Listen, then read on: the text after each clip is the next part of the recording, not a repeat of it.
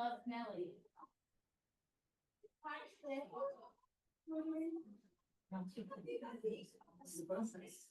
Still, I don't know why it's not allowing the co-host. You made me a host, I made you the host, but now you can't. and I don't know if like the people in the waiting room, I don't know if you may have to look for that. No, so better that we don't do that. We have to figure out the problem here.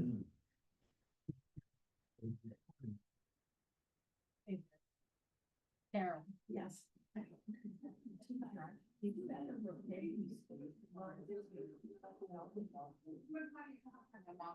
Before she was in there, so let's be sure as well, and can't remember. One time she called me by the dog's name, I'm like, it's a joke. I know, I have 2 kids, so she's like, oh no, 2 more names.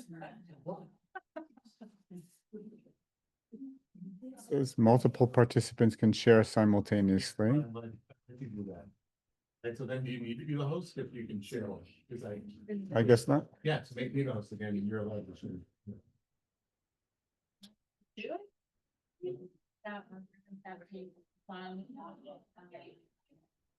haven't got. Sarah. So I have to make you now Yeah. host, Yeah. make host. Yeah. Change host.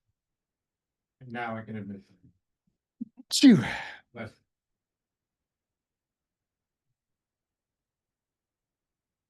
I'll say hello to you. Now that I'll say hello to you. You see the screen?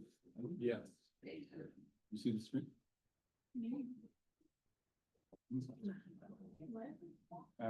And Rabbi, where's the share with you? And you can't use these ones because we'll be school, right? Okay. So. Let's go. So, It is, you know, I think only personally said. It's rather sense. So we get them home. Yeah, yes. Sometimes you go. That's what I heard, so, talking to Nancy Ellis, she's on the. Yeah. And she was saying.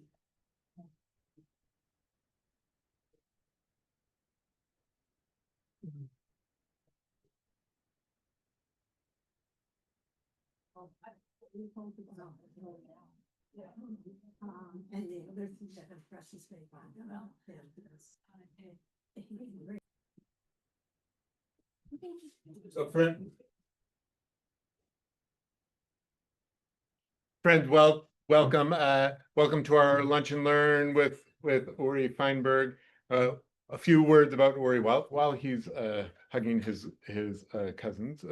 So Uri is the uncle of our beloved congregant Jason Chappelle.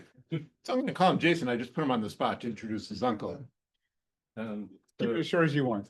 I'll fill in the blanks. This is Uncle Ori. He married my mom's youngest sister. I don't know how many years ago. Well, a but I long was time. at the wedding.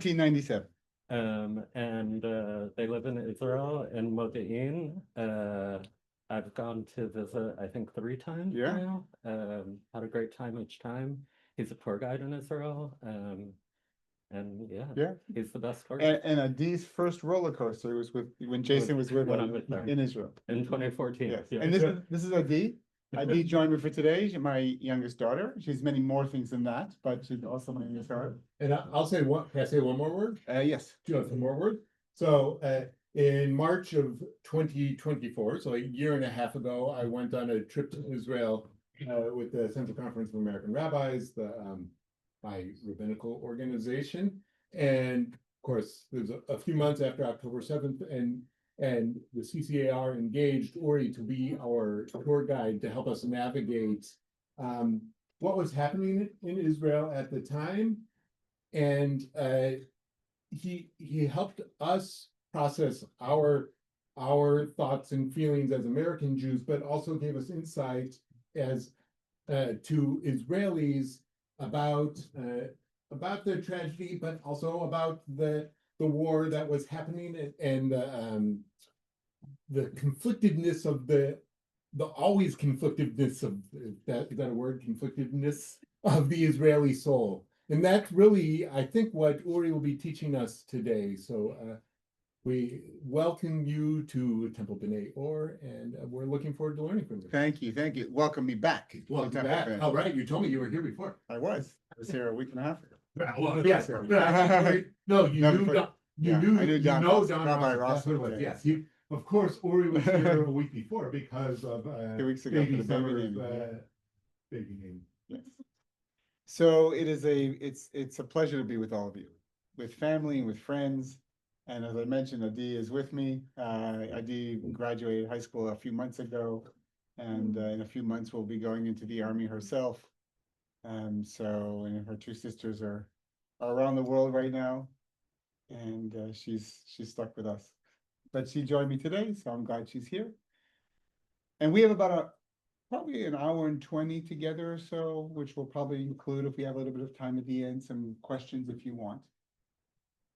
I'll share maybe a few words more about myself. I was born in the States. My family moved to Israel when I was a kid. I grew up in Jerusalem. I would say somewhat of a normative path, somewhat a little bit louder. Is that better? I don't know. Is there a mic here? Do we have a mic or? No. No. Okay, so I'll project. Like you're around. Also, if you'd like, we can always shift people around, people who have, we're good? We're good. Okay, if you want, we can move people up if the. It would be, we had No, yeah, but we can switch people around if you'd like to come a little bit closer. Oh, I thought she said it was okay. She said it was okay. So I'm happy, we can move people around. That's not a problem. And I will also speak like this. We can do both.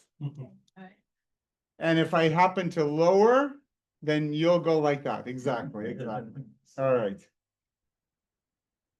So somewhat of a normative path, school, high school, military, then travel for a year, and then back to Israel. I found myself in Jewish education for about 30 years now. I started off as a traveling medic with the teen trips that would come through NIFTY to travel through Israel, the Reform Movement's youth movement. And then from there started guiding for the summer trips. At the time, you didn't need to be a licensed guide. After my undergraduate, started the tour guiding program and started teaching the Jewish history course for the NIFTY, for the Reform Movement, for the semester program for these teens. And one thing led to another, more school, more teaching, more guiding on multiple different levels. Most importantly, however, I'm married to Meryl, who's from Brooklyn, and she made Aliyah. She moved to Israel after her college. And we have 3 daughters. Adi is our youngest, who I mentioned, just graduated high school. And herself, a proud graduate of the Reform Movement's youth movement in Israel as a kid and then a counselor.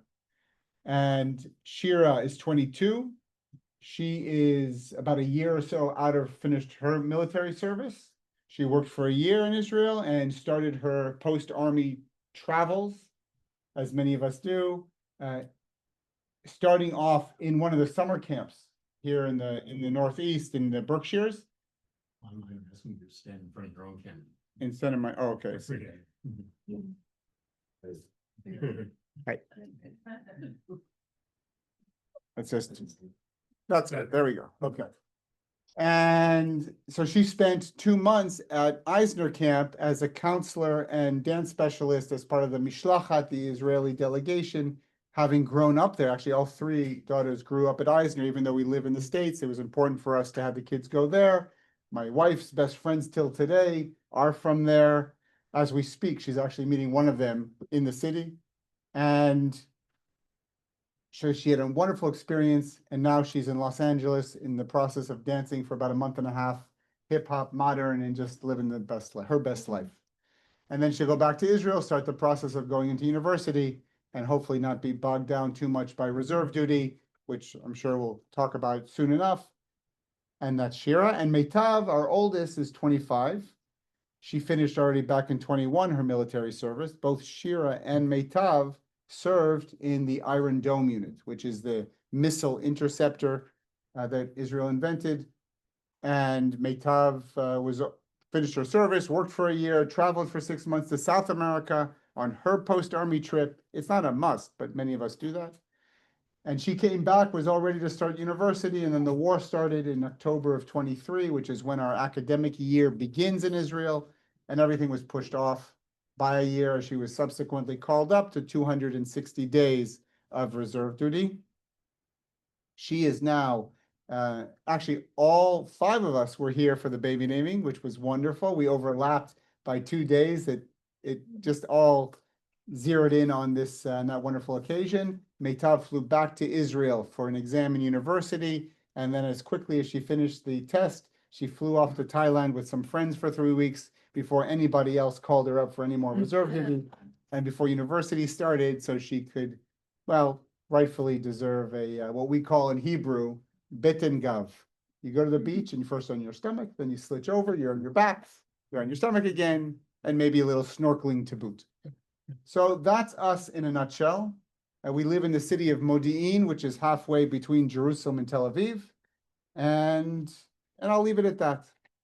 What we are not going to do today is offer every possible answer to every possible question you might have about what Israel is going through now. What we will do, or try and do, is bring you in. And bring you in to where Israel is at, if I allow my Israeliness to go ahead and end a sentence with a preposition. But we're going to do it, though, through a particular lens. And the lens is the month that we're in, which regardless if you're Jewish in Israel or you're Jewish in America, the month is still the month of Elul. And, well, we'll discuss what that month is. So that is our prism through which we will walk through the experience that Israel is going through. And as you know, a couple of days ago was a very, very painful day in Israel. Amongst 704, 705 painful days. And just a couple of days ago, we had a terrorist attack in Jerusalem in which 6 civilians were killed, 5 men and a woman. And we had 4 soldiers who were killed in an attack in the Gaza Strip. So that is that. We also know that yesterday there was an attempt by Israel to kill 5 leaders of Hamas outside of Israel. We're still waiting to hear whether it was successful or not. But this is the reality that we're in. And we'll touch on other layers of that as we go through. So that is our lens. And I don't take for granted that everyone here is on the same page. Not on the same page as far as the information that you have at your fingertips. Not on the same page as what you think should be happening next. As far as Israel's concerned, as far as America's concerned, and all of that is kosher. It's okay. And all we can do is I can share what I can share, and hopefully it lands where you need it to land. All right. So we're going to start. And again, at the end, if there's any questions, I'm happy to engage. You have a packet in front of you. And if there wasn't enough to go around, we can share. And the reason you have it is because while any text that most of the texts that are on the screen are there for people to see, sometimes it's easier if it's right in front of you. So I will reference when you have the text in front of you and when it might only be on the screen. Okay? Okay. Now you might see the name. This is a little small, so it may not come up, but is Elul and its built-in opportunity for reflection and introspection available for Israel and Israelis after almost 2 years of war? So I made a kind of an assumption that this month lands perfectly for all Jews all the time, everywhere. And here's a challenge to that. Is Israel in a place where it can be in the moment? Now, this image here, anybody, I know some of you, but anybody else been to Israel before? Okay. Now, some of you who have raised your hands, maybe you've been to Tel Aviv, and if you were in Tel Aviv, maybe you even did a street art tour, which has become more of a kind of a hot item, kind of like the culinary scene, the street art scene. And you come to these street art scenes, maybe in other countries it's different, but in Israel, when I lead these trips or these segments of a tour, is not to have you as simply a voyeur or somebody from the outside, but to draw you in to an internal Israeli conversation, because the street art, while sometimes in English as well as in Hebrew, isn't for the tourist. It is Israeli speaking to Israelis. This is what we think. Politically, this is what we think. Sociologically, this is what we think. Emotionally, this is what we think. So you're being invited in to join, similar to what we're doing now, an internal conversation. And in this image that we have here, it says in block letters, it's a little hard to read, so I'll read it for you. This behind this bike rack over here. It says Chazakim Biyachad, which means we are stronger together, which has become quite a slogan since October 7th, was true before as well. But had I turned the camera around, there was another image on the wall that also has become somewhat of a slogan, one that I was less interested in photographing, or at least less interested in sharing, because, well, I don't entirely understand it. And the slogan is Biyachad Ninatzeach, which means together we will win. Now, that's not untrue. And yet, after 704 days, after October 7th itself, after the fact that we have 48 hostages still in place, that is in Gaza, not to mention the 255 who were there before. Honestly, with 904 Israeli soldiers who were killed since October 7th, I don't know what victory looks like at this point. I'm not saying that we won't be victorious because we have no other choice. I just don't know if there's a flag we can put in the sand and say, we've won. We've moved on, yes. We've been able to save the hostages, yes. We now have fewer soldiers in peril, yes. But I don't know what winning feels like or looks like at this point. And therefore, empirically, I can tell you that we are, in fact, 100% stronger together. So that is a very powerful image. And yet, you may notice this image over here, and you may even recognize the image from that photograph taken by a Nazi soldier at the end of the Warsaw Ghetto uprising of a 10-year-old child coming out of the rubble with his hands up.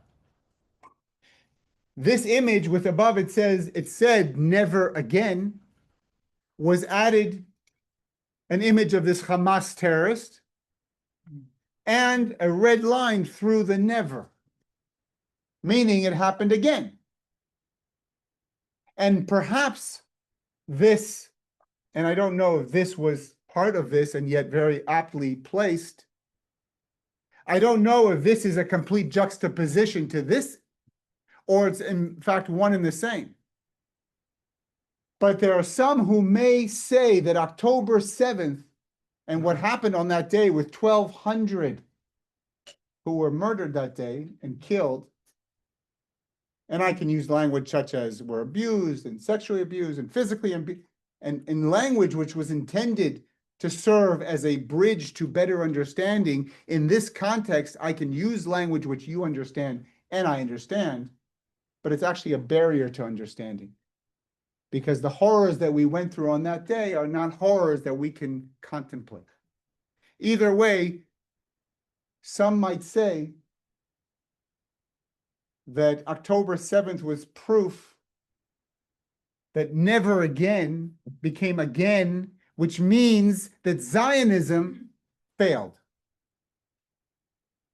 Zionism, the root of which is the word Zion, etymologically we know originates in our biblical narrative, referencing both the city of Jerusalem and then later also the land of Israel as we yearn to return when we're on the rivers of Babylon. the movement Zionism, which begins in the 19th century, is only one of multiple isms that are developing at that time. And the purpose of Zionism was, one, to be a movement that would correspond with an age-old yearning to return to the land. That is, it is a movement built on a pull factor. Because as you know, we were kicked out several times. And the other reason Zionism was created at that particular juncture, in the 19th century, was to be a movement that allowed for Jews to be in a space in which they were no longer persecuted and no longer had to go through pogroms, whether those pogroms were in Russia or in Baghdad for that matter. And if up until then, our goal was to survive, and if we went through a pogrom, we had three options. One was to stand there and take it. Two was to maybe convert and they'd leave us alone. And three was to move. But one thing was clear, it was supposed to end with the founding of the State of Israel. And on this day of October 7th, well, if you would hear the testimony of those who went through the events on Kibbutz Kfar Aza and Kibbutz Be'eri and in Sderot, you would hear the voices portrayed in the epic poem by Chaim Nachman Bialik, later to become the national poet of the State of Israel, even though he died 10 years before the founding of the state. When he went to a place called Kishinev in Bessarabia, today in Moldova, in which he was sent to document a horrific pogrom in which 49 Jews were killed, which he does in an epic poem called In the City of Slaughter. And the horrors described there were no less than the horrors described on October 7th. So is Zionism fail? I would say if we stop the comparison at that point, yes. And yet, what is the main difference that proves that it didn't? Our response. Our response. That we stood up and we saw a younger generation rise up and say, it's our turn. But we'll come back to that.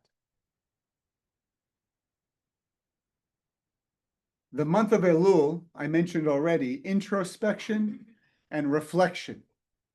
Now, as an Israeli, maybe I would use introspection if I wanted to sound smarter than I am, thinking that, oh, it's just another word for reflection. But in fact, there's two different meanings that I found. Introspection being an opportunity for us to look inward inside of ourselves in this moment. How am I doing now? Whereas reflection is perhaps a look backward. What are the events that I've gone through that have affected me in such a way that have brought me to this point? And maybe that loops around into what introspection is, but they're separate enough to be able to categorize. So these two nouns, as I found, I thought they were verbs, but they're actually nouns. Who knew? Actually, you probably knew.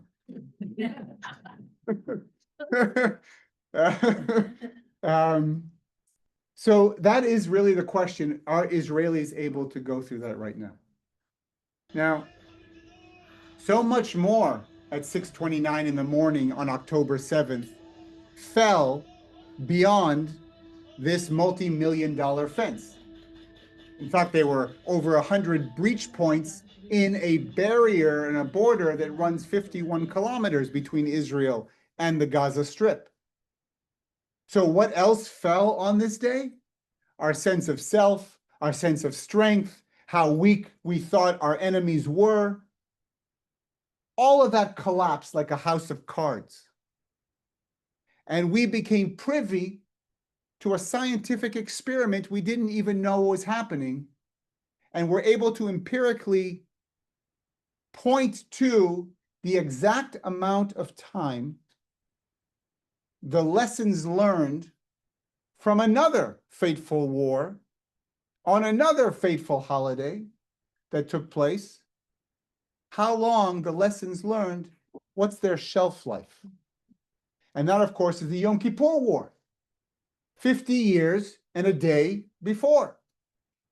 And the October 6th war, the Yom Kippur War, 1973, in which Egypt and Syria attacked simultaneously, surprising us, happened because of another war, 1967, Six-Day War, a war that prior to we thought we were going to encounter a second Holocaust. Why do we think that? Because our enemies told us that's what they were going to do. And yet in 6 days, miraculously, even though 654 Israeli soldiers were killed in 6 days, we were able to triple our landmass, push back our enemies, and tell the world we're here to stay. You want peace? No problem. We still want peace, but you need to call us. And we were on top of Olympus, as we should have been. And yet it was from that perch and that perspective that caused the hubris that allowed us to blindly enter into that Yom Kippur with a sense of strength that perhaps wasn't there. Either way, the lessons learned, by the way, it was a war we won. And how do we know we won? Because in 3.5 weeks it was over and we weren't destroyed. And yet there was a lot that was lost on that day, and those lessons have a shelf life of 50 years and a day.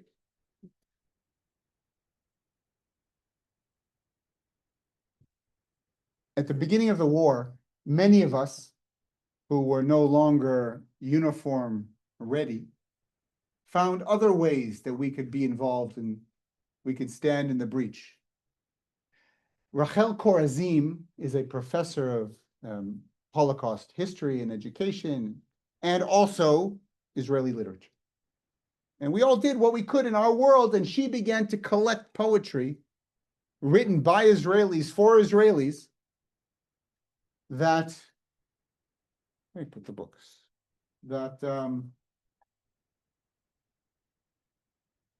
I had the book somewhere. Anyway, they were put, I'll find them. They were put in a, she collected 59 poems that she found on social media, and local newspapers, word of mouth. She created a collection, or she and a few others created a collection, and which actually in Hebrew and in English. So it was open also for others who don't have Hebrew as their vernacular to be a part of that internal conversation. The very first poem that opens up the series is the poem you either have in front of you or on the screen. Would somebody read for us, either from the page in front or on the screen? My teacher Michal once asked us, who can tell me the meaning of the verse? The earth was chaos and confusion, with darkness over the surface of the abyss. All these years from then to this very day, that question has echoed within me. The teacher's eyes, as she was looking for a raised hand, echoed in me. That all-encompassing silence echoed in me. On October 7th, the ringing telephone echoed in the silent home of my teacher, Michal. It's me, I said. Here's your chaos and confusion. Here's your darkness. Here's your abyss. Goodbye. In just a few words, this poet, Sur Guetta, does what poets do. They're able to encapsulate an entire essence of a people in a few lines. And reflecting on that chaos and confusion and abyss of the creation story, that's where we were.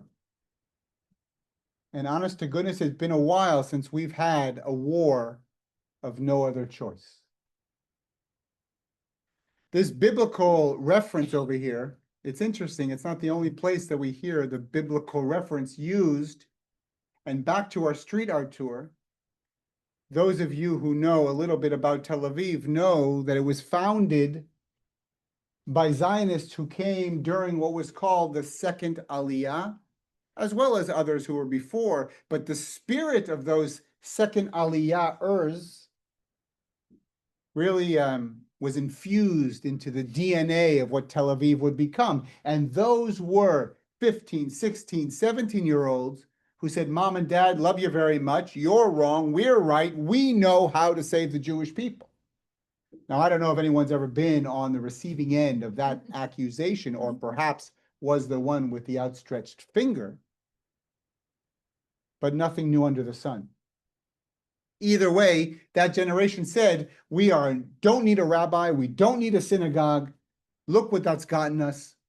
What we're going to do is reclaim our Judaism by working the land of Israel, defending the land of Israel, speaking Hebrew as a vernacular, which would become the ethos of the labor Zionists, which would become the root of a secular Jewish identity embedded in the land of Israel, almost literally, which would become the creation of what could be perceived as an oxymoron, a secular Jew.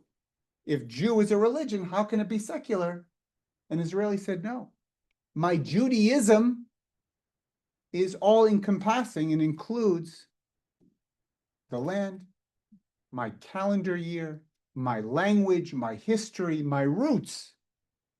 It may even, most secular Israelis will say, includes that Orthodox synagogue that I wouldn't step foot in. By the way, that's changing now because for many Israelis, the synagogue they wouldn't go to is actually becoming a reform one. But that's a different conversation.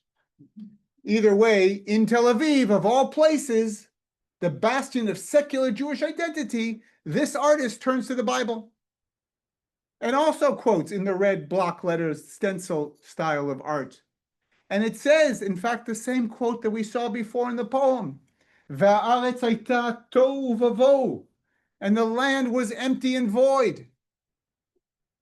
And then the artist goes on to add, V'gam ani, and so was I.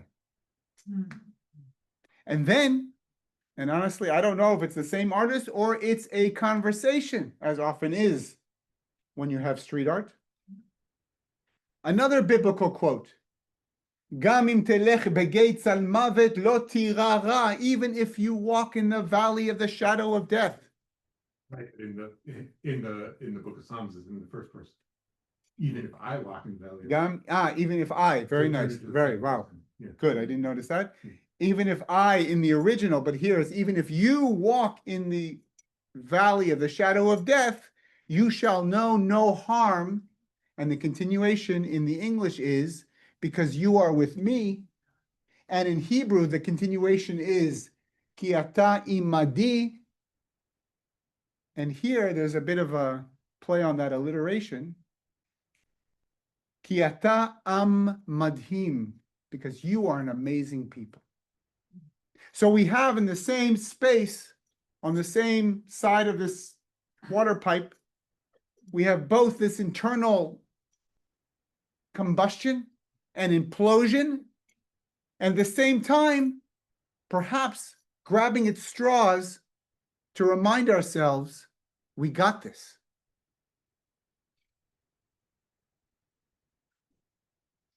Leah Goldberg is perhaps, and I'll say this more than once, but they're all true, Israel's most well-known and beloved and most prolific poet and writer and translator and literary figure.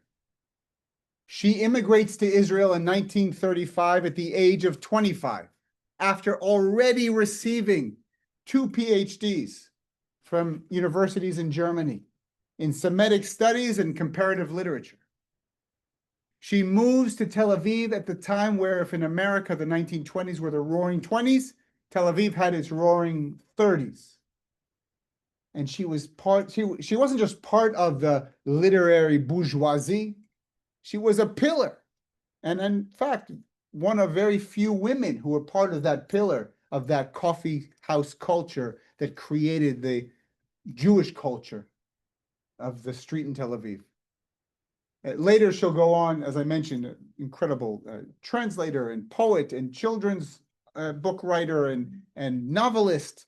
And eventually, around 1950, early 1950s, she moves to Jerusalem, becomes a professor at Hebrew University, and she continues to write poetry, including this one.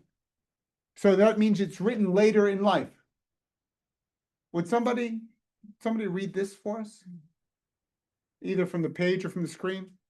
The years have made up my face with memories of loves, adorned my head with light silver threads, and made me beautiful. Landscapes are reflected in my eyes. The paths I trod have straightened my stride with beautiful though tired steps. If you should see me now, you would not recognize the yesterdays you knew. I go toward myself with a face you looked for in vain when I went toward you. Now, I'm not a woman, and yet it sounds to me that this woman wrote this at a time when she was ready to write it. Does that make sense? Meaning it sounds to me, woman or man, not the words that could have been written by a younger person. Because here is the voice of a person who is complete, it sounds to me. And just because you're looking for a face that he was, don't mistake the lines or the hair as being just nothing, but rather they each tell a story. It's a map of a life lived, and clearly I'm infusing more into it, but that's what I feel. As these faces that we have and grow with us don't just reflect somebody we maybe don't recognize, they reflect a life lived.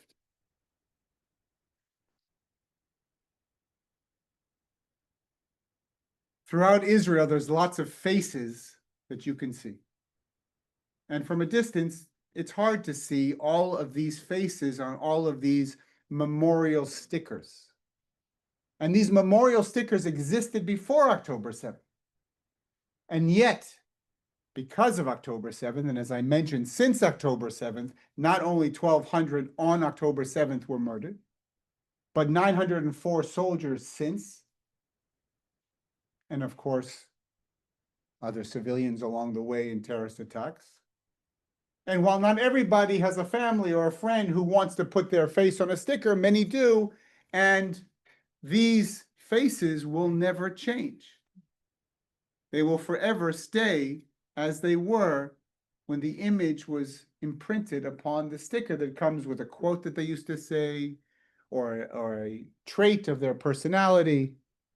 And you see this around the country. In fact, you see it around the world when soldiers who travel, similar to my daughters, will take some of these stickers and put it on a trek in Peru or in the Himalayas at a guest house. So people remember.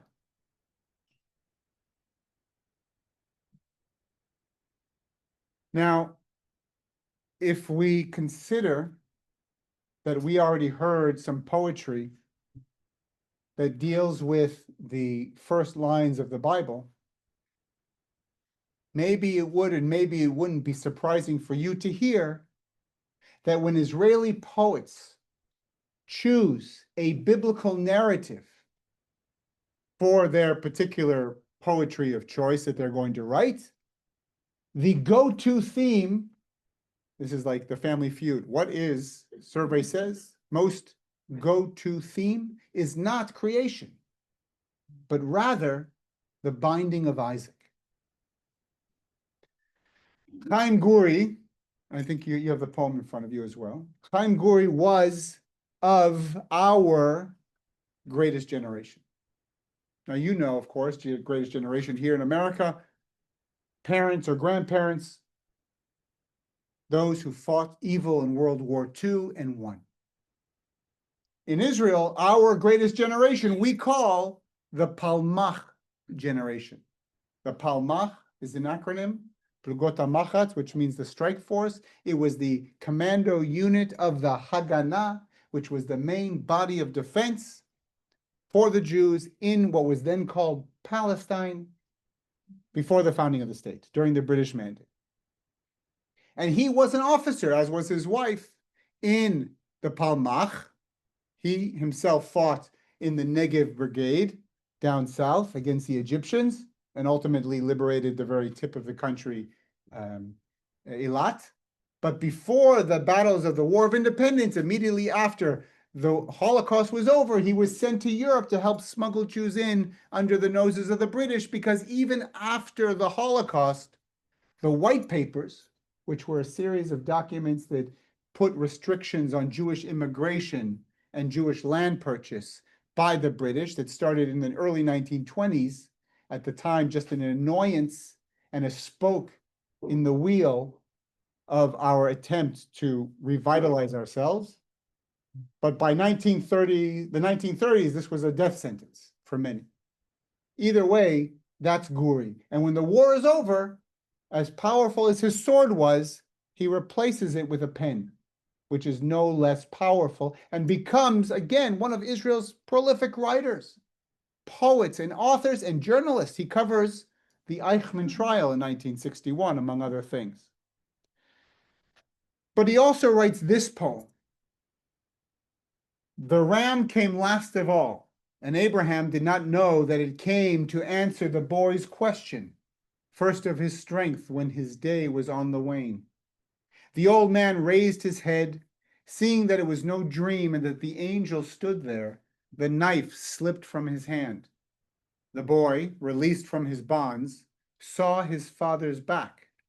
Isaac, as the story goes, was not sacrificed. He lived for many years, saw what pleasure had to offer until his eyesight dimmed. But he bequeathed that hour to his offspring. They are born with a knife in their hearts. So chapter 22 of Genesis gives us a perspective, a purview, a lens of the binding of Isaac. Guri turns that on its head, so to speak, as he almost shifts the camera and focuses on someone else. And there seems to be a bit of a play with our assumptions, because it seems to be about just the fact that now Isaac is going to go on and live a nice life. And yet, clearly, Guri had other thoughts. What might this mean? Born with a knife in their hearts. What do you think? What might be his intention in this poem? Generational trauma.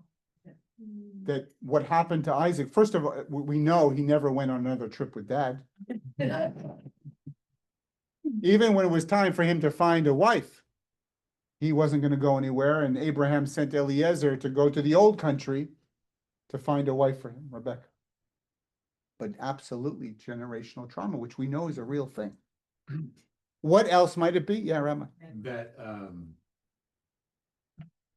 the next generations are even closer to being sacrificed because the knife is so much closer. We're closer to being sacrificed? Yeah, that any generation at any time can be sacrificed easily. Oh, wow. Yeah, maybe we're already there. We're always there on the On precipice, the knife's edge. on the knife's edge, as it were. Raise the present. Bringing it all the time, that generational trauma. Maybe also we are born not just with a knife in our heart, but a knife in our hand, destined to live by the sword because we have no other choice. This, for me, is perhaps one of the most painful poems I have ever read, especially as a parent. And I would argue with myself whether or not I can be in a place where this is a reflection of my reality. As far as Guri is concerned, maybe this is our reality. And then I came across another poem, and in fact, a challenge. Raya Hernick, a poet in her own right, was also a mother, is a mother. And her oldest son, Goni Hernick, grew up in Jerusalem before the he was born after the War of Independence, before the 6-Day War. And at a certain point is going to grow up in a household that will provide for him the support, the love, and everything he needs to grow up as a well-rounded kid. And then when he becomes 18, he joins a unit in our military called Golani, one of our infantry brigades. And he joins from there the special forces, the recon of Golani, becomes an officer in that unit, and becomes the commander of that unit. At a certain point, it's time for him to be released from the military. He doesn't know what he wants to do. Should he get married? Should he go live on a kibbutz? And he decides he's going to go, what? Oh, that's your saying. He goes to travel to America, and the date is June 6th, 1982, when he realizes that the following day, Israel is going to invade Lebanon for the purpose of pushing the PLO terrorists who had been attacking Israel since 1964 and since 1970 from Lebanon against kibbutzim and towns and buses. And it was once and for all ready, we had to push them out. So he could have not gone back to the army, and his soldiers already had another commander, but he joins them. And all night the battle raged. That was the opening shots of what would be the operation for the Peace of Galilee that will turn into, to be called the Lebanon War, that would later be called the First Lebanon War. At the end of the battle, and their mission was to take a Crusader fortress that had been a staging place for these attacks by the PLO, called the Beaufort Fortress. At the end of the battle that night, the Golani flag and the Israeli flag stood on this fortress, and there were 6 soldiers who had been killed, including Goni. When Goni was 13 or 14 years old, Raya writes the following poem. I will not offer my firstborn son as a burnt offering, for to him belongs life, to him belongs the covenant. I will look into his eyes, eyes into eyes. I will open for him the gates of the soul to life, and we will write him a book and not a war. I will not bring a firstborn son to desolation. When evening falls, we will not go outside to sink with him into a sea of plenty. The dogs will bark through the full evening, and the air will be so full of what is. But I will be quiet, and I will not demand of myself a thing in order to live beside him.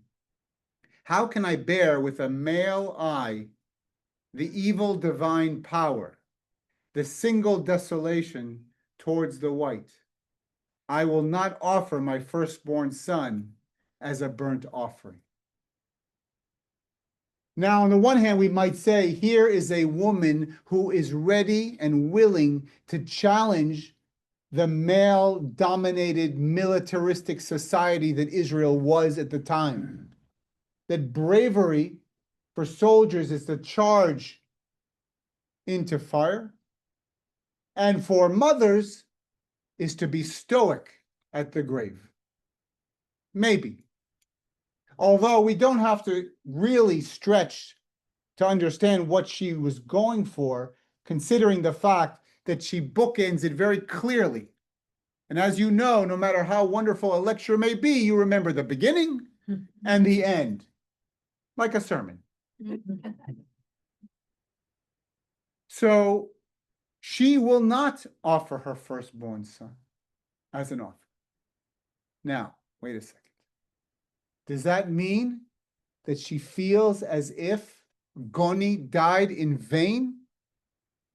And I would argue, no. I would also argue, and I would argue this because I've heard her say this, that Goni didn't die as a hero. Goni lived as a hero because he always did what he felt he needed to do.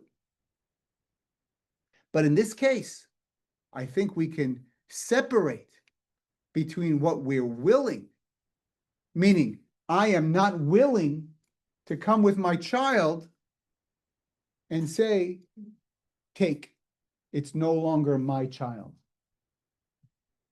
But I think there is an internalization that we have a reality that we don't have the luxury to put our feet up and to hope for the best. I think there's a difference to being a sacrifice where you don't have any control over it and being a warrior or being someone who's fighting for your own destiny. So Isaac didn't have a choice to be on that pallet. He was put there by his father. She's not putting her son there.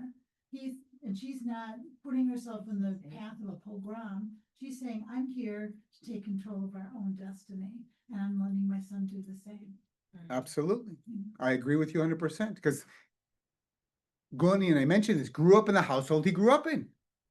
Love and support and patriotism and Zionism and all those things. And then we know we've gone through that. We've stepped in that breach. And as you said, she allowed her son to make those choices, as we do. Now, speaking of the multiple faces and what we're willing to accept or not accept, who you're about to hear, it's in English, so you don't have the text in front of you, is one of Israel's more famous news anchors, whose name is Lucy Arish. Now, in a moment, you'll hear just a few days after October 7th, as she turns to the camera in English, so that the world hears what she says. Now, some of you may know, maybe, especially if you follow some of the Israeli TV series, such as Fauda, because one of the actors is married to Lucy Arish, an Israeli Jewish actor by the name of Tzachi Levi. She is Israeli and also Palestinian Muslim Arab woman. This is what she says. This is my only weapon. Since Saturday morning, the state of Israel is under attack. Our beloved country is under attack. We are under an attack of a brutal, barbaric, inhumane terror organization. Not an entity, not a government, not a leadership, but a terror organization. Hamas murdered and slaughtered in cold blood innocent babies, children, elderly, women, and men, in their homes, in their beds. Hamas kidnapped and took captive innocent babies, children, elderly, women, and men. Hamas has targeted and fired thousands of rockets and missiles on innocent babies, children, elderly, women, and men, civilians, citizens of the sovereign state of Israel. And for everyone out there who's not condemning this inhumane massacre, look into the victims' eyes. Look into our eyes, in the eyes of all the citizens of this land, and stand with us on the right side of history.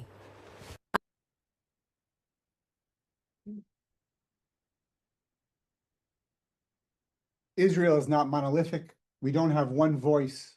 In fact, the unity that filled all space in the aftermath of October 7th itself has begun to dissipate, which we will talk about soon enough.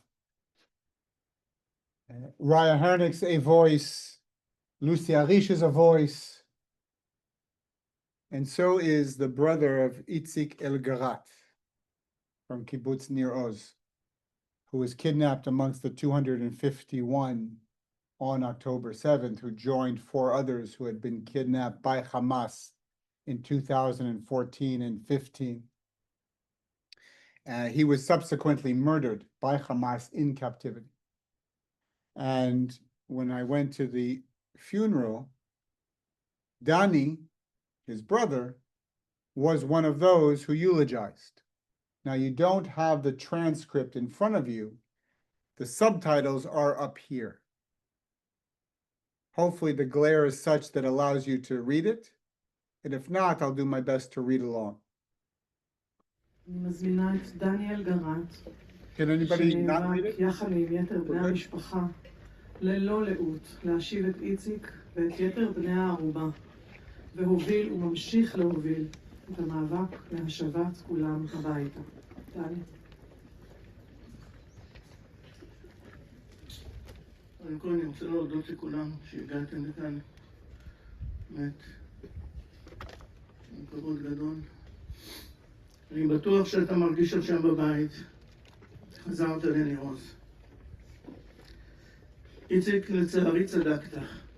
המילים האחרונות שלך לפני שנחטפת, מדמם היו, דני זה הסוף. דני זה הסוף. אתה כבר ידעת. אנחנו לא רצינו להאמין. נאבקנו בכל הכוח להוכיח לך שטעית. נכשלנו. לא עשינו די. נתניהו ניצח אותנו, ולא חזרת מהשבי. את החטיפה, את החוטפים, את הפציעה, הצלחת לשרוד כמו גיבור חודשים ארוכים. ולבסוף, ראש הממשלה שלך הכניע אותך באמצעות טרפוד והפקרה. צדקת. זה אכן הסוף. אבל לא רק הסוף לחייך, איציק. מדינה שעמדה על דמך, טרפדה את האפשרות להחזיר אותך בחיים בפדיון שבויים, אינה מדינה יהודית יותר. זהו גם הסוף של המדינה הדמוקרטית, ששללה ממך את חירותך, את כבודך ואת זכויות האדם והאזרח שלך. זהו הסוף של ערך הערבות ההדדית וערך החיים בחברה הישראלית. ערכים שהבדילו אותנו מהאויבים שלנו, ועתה הפכנו להיות כמותם. הארון שלך עטוף בדגל המדינה. המדינה שכל כך אהבת, הפנתה לך עורף בשעת האמת. מדינה שנלחמת היום על צביונה, מדינה בהפקרה. אחי, סלח לי. סלח לי שנכשלתי להחזיר אותך בחיים. כנראה שלא עשיתי מספיק. אחי, אני מבטיח לך, לא נעצור. נמשיך להיאבק עד שנציל את המדינה מחורבן הבית. נחזיר אותה להיות מדינה יהודית ודמוקרטית. מותך ומות החטופים האחרים הם הצוואה שלנו. הוא לא יהיה לשווא. הוא יהיה הדלק במאבק להצלת החטופים במדינה. אין לי ספק שאתם שם למעלה, חברים של ניר עוז, תדעו להיות הרוח החיה, שתקנה ערכים ותנהיג כפי שהייתם כאן בניר עוז. אתה, אחי, נוח בשלום, הסר דאגה מלבך. אנחנו כאן. לא נשכח ולא נסלח. לעולם לא עוד. Now, Danny's eulogy could have very comfortably ended with the accusations. Netanyahu beat you, beat us. He won, we lost. This is the destruction of our country. We are no longer Jewish or democratic. But he doesn't end there. He says, we're not giving up. What choice do we have?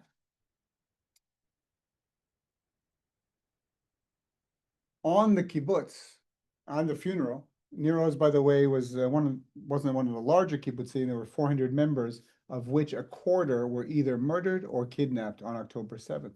On the kibbutz, and if you know something about kibbutzim, there are in fact kibbutzim that are religious kibbutzim, but most are not, as they were born within that milieu of the labor Zionist movement that I mentioned earlier, which did not need a kippah for itself to identify as Jewish. And what grabbed my eye was this kippaless kibbutznik with tzitzit.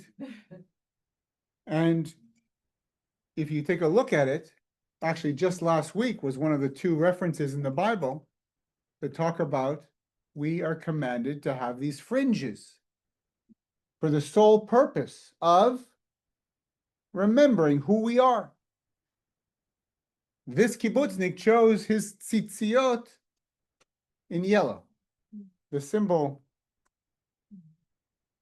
of remembering the hostages. So essentially what Daniel Garat is saying, we will never forget, not just for vengeance, not just to completely fight against this particular government, as many Israelis are doing, but to ensure that we save our country. Not just on our front line, also, but to remind ourselves of what it means to be Israeli. And if we're already talking about reminding ourselves what it means to be Israeli, what you're about to see is a commercial. And it's a commercial that was created by El Al. And I'm not promoting anyone to go on El Al or not, especially because, well, if you want to spend the most amount of money possible to go to Israel, then go on El Al. Although, to be fair, they are, in fact, the only consistent airline that has flown through everything. And when they hit the nail on the head, as we say in Hebrew, from the French, chapeau. And this isn't just a Pharisee or a falsity. What you're about to see in this commercial is who we know we are. And the premise is, there are subtitles, not my own, and it's a little hard to see, but you really don't need them because the premises are a bunch of Israelis post-army traveling somewhere, and then they hear what happened.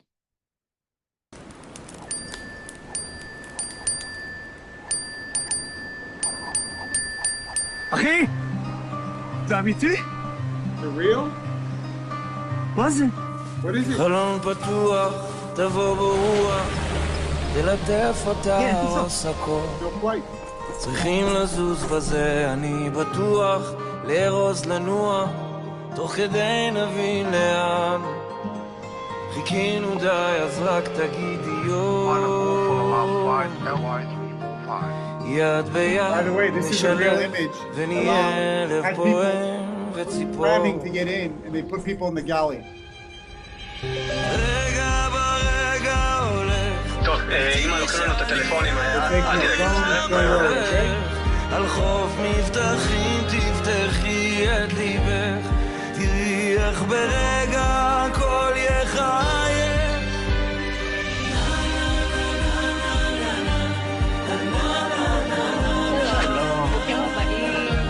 ולכל חיילים וחיילות הסדיר והמילואים, השמיעו בשם אל על, ואנחנו מצדיעים לכם, ולכל הכוחות שעדיין נמצאים בשומרים עליהם, מקווים לימים טובים יותר. לארוז לנוע, תוך כדי נבין לאן.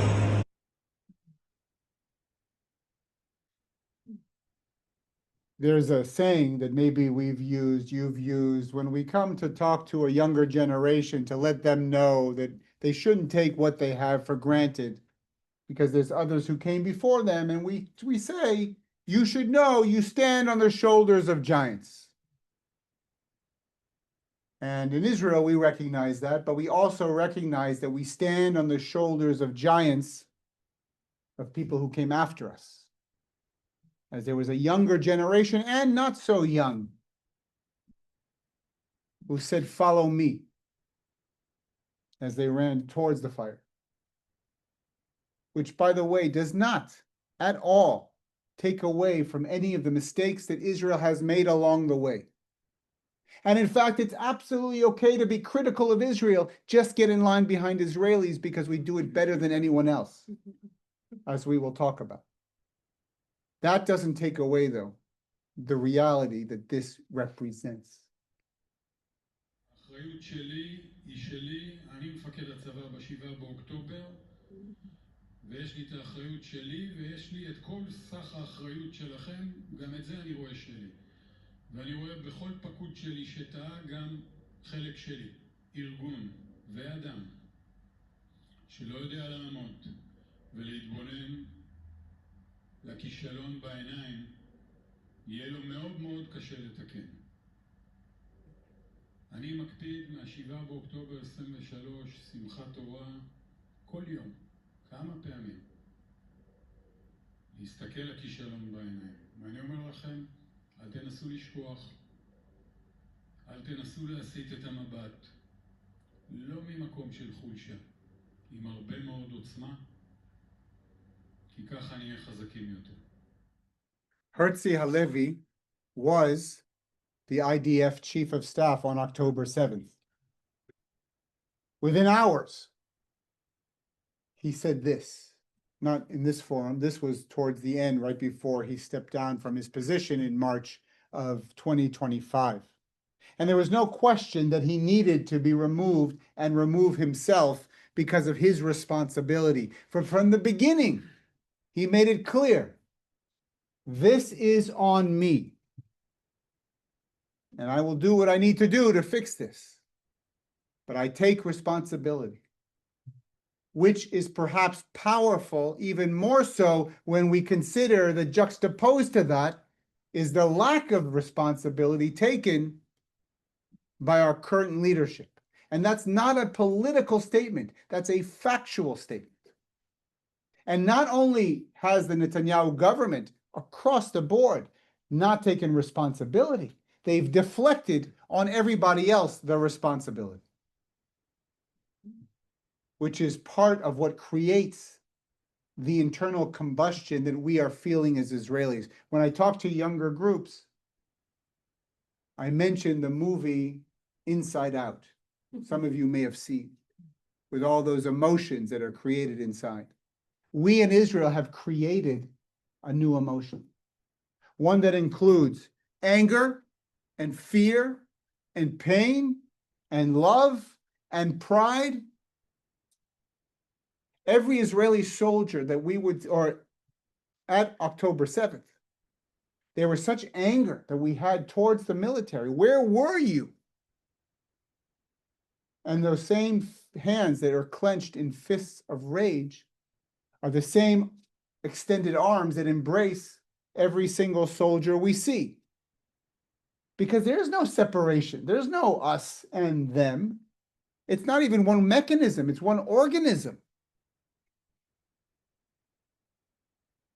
And if we go from the chief of staff, the head of the IDF, to another high-ranking officer, a general, we meet Dan Goldfuss, who does something that is not done.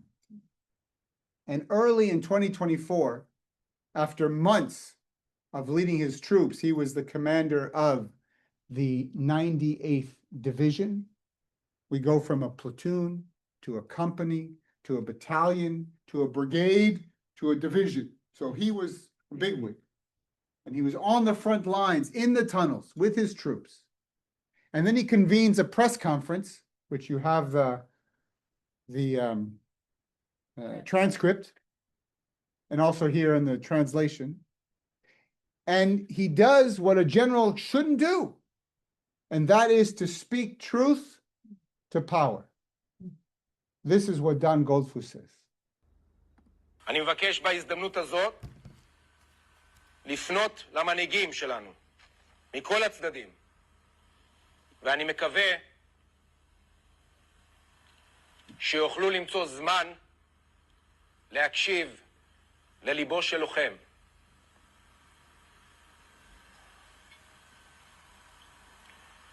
לליבו של לוחם שנלחם מהשביעי לאוקטובר ביום שבת הארור, ומאז לא הפסקתי להילחם. מאז לא הפסקתי לשלוח לוחמים וללכת איתם לעבר האש. אנחנו נלחמים, אנחנו לא מתעייפים, אנחנו נחושים לנצח. נחושים להביא הביתה את החטופים, בין אם באופן ישיר או עקיף. אנחנו נחושים להמשיך בכל דרך שנצטרך, על מנת להחזיר את הביטחון למדינה, למדינת ישראל ולאזרחיה. אל תדאגו, אנחנו אנשי הצבא, המפקדים והלוחמים, לקחנו בעבר, לוקחים בהווה וניקח בעתיד אחריות על כל מעשינו. לא נברח כמו שאנו לא בורחים מהאש. לא נברח מאחריות.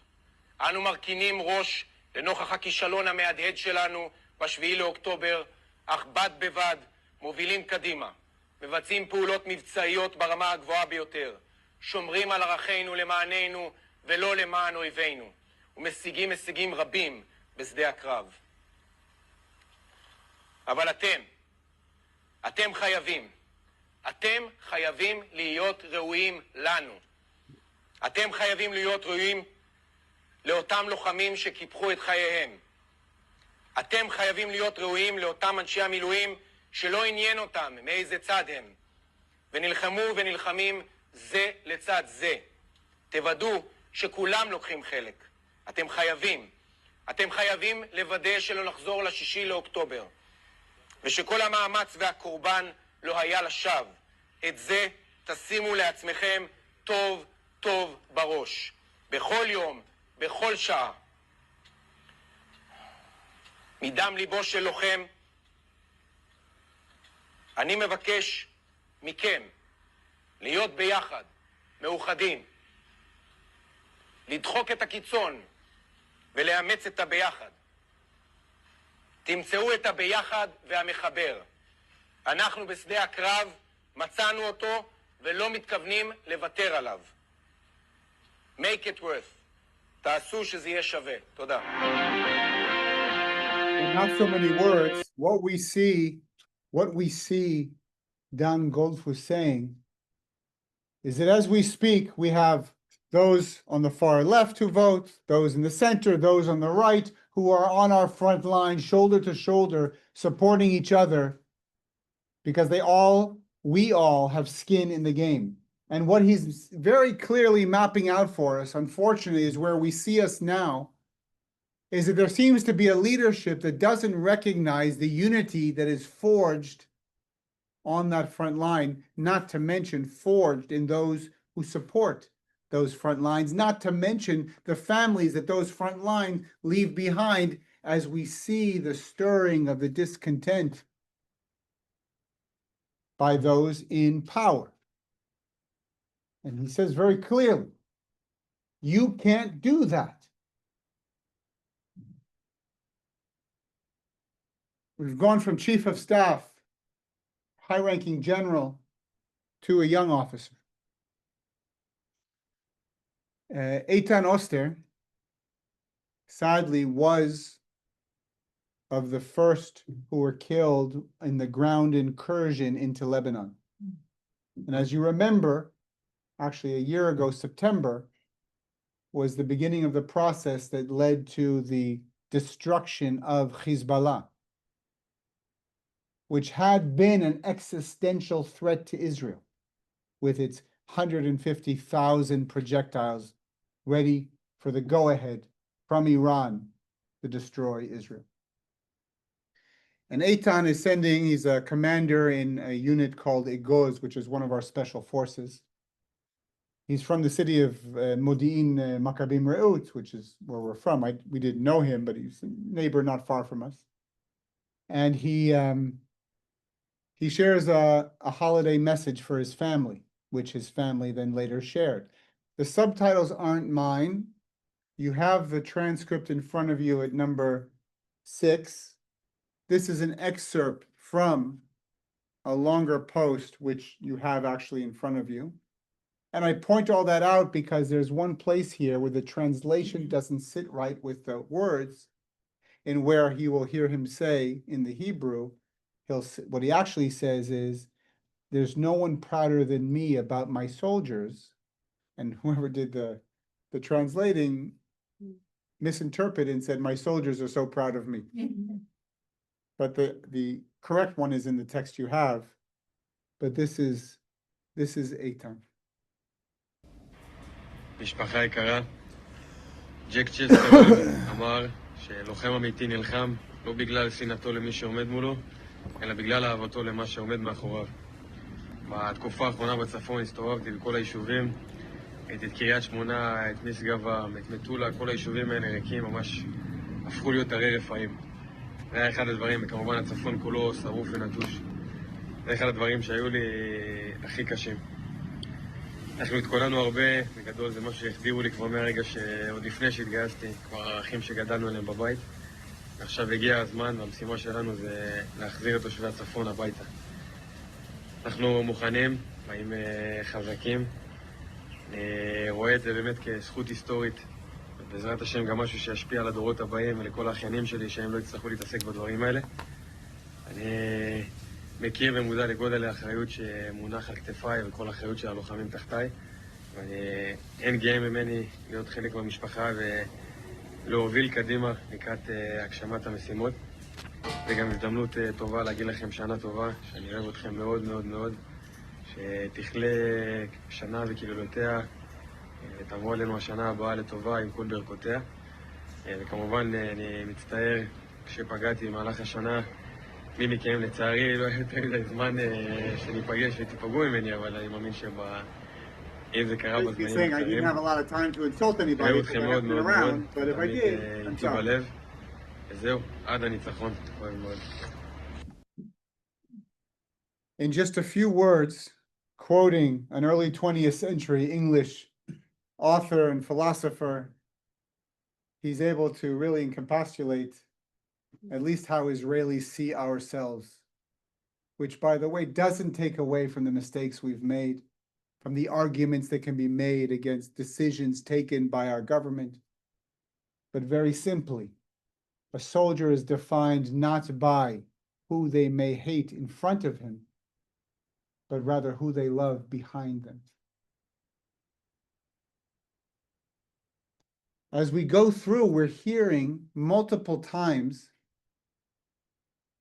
voices of Israelis who are actually removing one individual from within the entire presentation, themselves. It's about somebody else.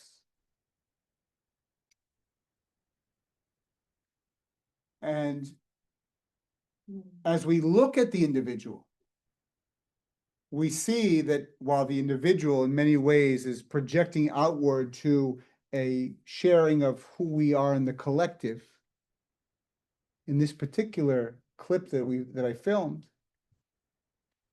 where the collective joining into a very individually painful moment. And this is the funeral of Hirsch Goldberg Poland, almost exactly a year ago, on September 2nd, 2024. Now, we're not going to hear both John and Rachel. We'll hear Rachel and just an excerpt. And just to be clear, I made it clear in the editing that I did where I cut it, because there was more that she said that are very powerful, and what I chose actually connects to each other. Because sometimes you see an edited piece which might lead the listener to or viewer of an edited piece to think that was the whole intent. There's more to her presentation, to her eulogy. But this is part of it, just so we're clear. These are the beautiful six that she called, the five others who were murdered with her. I've had a lot of time during the past 332 days to think about my sweet boy, Hirsch. And one thing I keep thinking about is how out of all of the mothers in the whole entire world, God chose to give Hirsch to me. What must I have done in a past life to deserve such a beautiful gift? It must have been glorious. I am honest, and I say it's not that Hirsch was perfect, but he was the perfect son for me. And I am so grateful to God, and I want to do Hakarat Hatov and thank God right now in front of all of you for giving me this magnificent present of my Hirsch. Hirsch, for all these months, I have been in such torment and worry about you for every single millisecond of every single day. It was such a specific type of misery that I have never experienced before. I tried hard to suppress the missing you part, because that, I was convinced, would break me. But now my worry shifts to us, Dada, Libby, Orly, and me. How do we live the rest of our life without you? I pray that your death will be a turning point in this horrible situation in which we are all entangled. I take such comfort knowing you were with Carmel, Ori, Eden, Elmog, and Alex. From what I have been told, they each were delightful in very different ways, and I think that is how the six of you managed to stay alive in unimaginable circumstances for so very long. Now, my Hirsch, I ask for your help as we transform our hope into grief in this new unknown brand of pain. I beg of you, Hirsch, please do what you can to have your light shine down on me, Dada, Libby, and Orly. Help shower us with healing and resilience. Help us to rise again. I know it will take a long time, but please, may God bless us that one day, one fine day, Dada, Libby, Orly, and I will hear laughter, and we'll turn around and see it's us, and that we're okay. You will always be with us as a force of love and vitality. You will become our superpower. Okay, sweet boy, go now on your journey. I hope it's as good as the trips you dreamed about, because finally, my sweet boy, finally, you're free. I will love you and I will miss you every single day for the rest of my life. But you're right here. I know you're right here. I just have to teach myself how to feel you in a different way. And Hirsch, there's one last thing I need you to do for us. Now I need you to help us stay strong. And I need you to help us survive.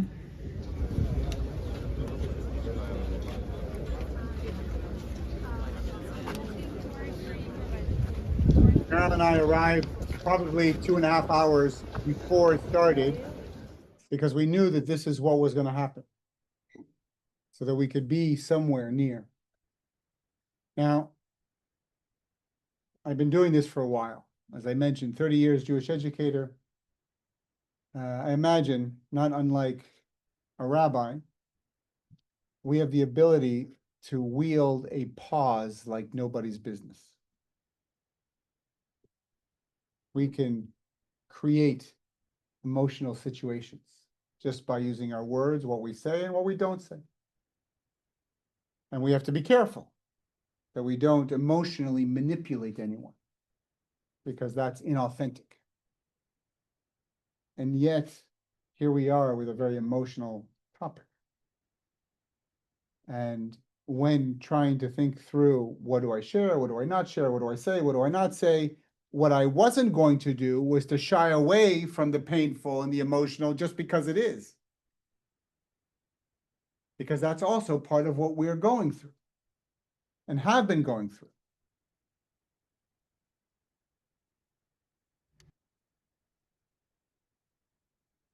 I'm going to move through a couple of these. Okay. Now, as you notice, the thousands who were there in the crowds, it was a reflection of the multitudes or the larger community being very much present in the personal moment of a family. Even when Rachel turned to the crowd and said, in front of all of you, I want to do Hakarat HaTov, and I want to thank God, etc., etc. Even when she shifted then to talking to Hirsch. So this pendulum swinging back and forth between the collective and the personal, and the collective and the personal, if I even them all out, while maybe there's an individual who tries to find a moment, honestly, most of our moments have been in the collective because we can't find a moment. And even when we do, we're there for others. While that's very nice and altruistic, it's also easier sometimes. And in this particular case, Carol and I were standing at the corner of an intersection called Yad Mordechai intersection, just north of the Gaza Strip, as part of the convoy that followed the entire way of the funeral procession of Fear Bibas, and Ariel Bibas.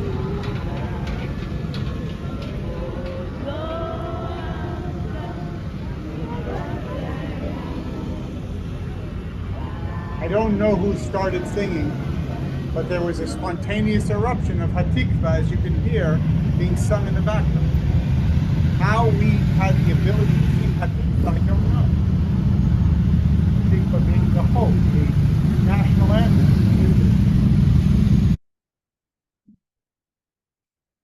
Now, the month that we're in, Elul. And Elul, we take a look at the quote, Ani ledodi v'dodi li, which is from the Song of Songs, which essentially, by the biblical author, is an attempt to equate a loving relationship between God and human beings, similar to that, and this is often done in the Bible, to offer us allegories. Your language is so hard, I don't know how you do it. My English not so good, very, very. But these allegories that we can relate to. So what more than a loving relationship between two individuals? I am to my beloved and my beloved is to me, spells out the acronym Elul, which is the month we're in. So what's the connection between a loving relationship and a month of reflection and introspection? Everything, perhaps? And speaking of weddings, at the beginning of August this year, there was a wedding between a young woman and her beloved. Now, Roni was engaged to Amitai Granot. Shortly after their engagement, Amitai was killed in battle in Gaza. In Lebanon. And that was horrific. A year and a half goes by, and Roni finds another love. And when she was ready to get married, she turned to Amitai's father, who is a rabbi, and asked him to marry them. And he said yes.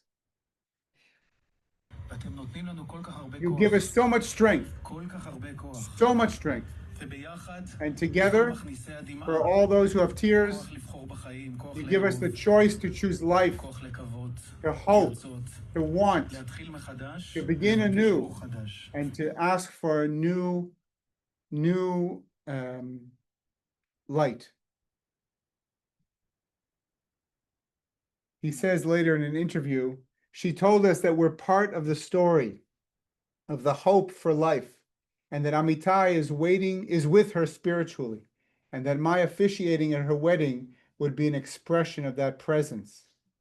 I felt a statement, a cry rising from within me that I needed to convey to Roni. I told her then, choose life. Introspection, not so much, but being there for the other, maybe what he needed to do. Every Saturday night, from October 7th and onward, actually from January of 2023, every Saturday night, Israelis would gather in the streets of Israel, throughout Israel, dozens of thousands and times hundreds of thousands, the pinnacle being in Tel Aviv. The first 9 months of 23 against the judicial reform. And from October 7th, as all of those social groups, that grassroots civil society groups that rose up as protest arms against the perception that our democracy was being pulled out beneath us back during the judicial reforms, turned on a dime on October 7th and took their entire mechanism and mobilized to save Israel. But from October 7th, as we took to the streets, it was twofolded. One, to be there for the hostage families, to let them know you're not alone at a time when they felt very alone. But the other tier of that was to tell our government, you need to do better. And that is only partially a political statement, because there are those in the square who are not necessarily to the left of our political map, but recognize the inability of this government not only to accept responsibility on the worst day to befall the Jewish people, since the founding of the State of Israel, not to mention since the end of the Holocaust. But there is true anger building up, in which we find ourselves looking at a government that seems to be not having our best intentions at hand, vis-a-vis allowing us to live again, which can only happen if the hostages come home. Now, I say that as if, oh, sure, let's just tell Hamas, you've won, and we'll get all the hostages back. Should we say, Hamas, you've won? And if we did, will they in fact give us the hostages back? And yet, if we put more pressure on them in order to create a reality in which they feel it's in their best interest to give us our hostages back, will that actually happen? Or will we never see the hostages again? And even if we kill the last Hamasnik in the last tunnel, will that be victory? If we, of the 48 that we have still in captivity,